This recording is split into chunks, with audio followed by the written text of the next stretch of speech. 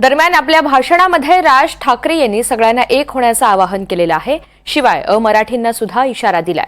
मराठी बोलणार नाही आता तर कानफाटातच बसणार अशा शब्दामध्ये राज ठाकरेंनी कान टोचलेत. बँकेमध्ये मराठी वापरली जाते की नाही चेक करा अशी सूचनाही राज ठाकरेंनी केली. आज चौबाजूनी महाराष्ट्राला सर्व बाजूनी विळखा पडतोय. मराठी माणसाला विळखा पडतोय. हा विळखा तुम्ही ओळखला पाहिजेत. मराठी भाषेला विळखा पडतोय. आमच्या महाराष्ट्रामध्ये मुंबईमध्ये आम्हाला सांगता, इकडच्या आस्थापनांमध्ये आम्ही मराठी बोलना नाही आता तो क्या हुआ, कानफट इथंच बसणार.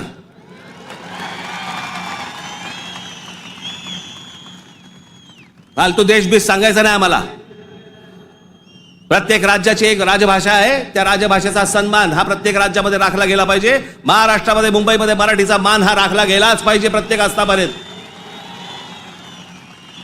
या महाराष्ट्रामधल्या उद्यापासून तयारीला लागा. महाराष्ट्रातल्या प्रत्येक बँकेत मराठी वापरली जाते की नाही पहिले चेक करा. प्रत्येक बँकेत, प्रत्येक आस्थापनेत तुम्ही मराठी म्हणून सगळेजण कडवटपणे उभे राहायला पाहिजेत.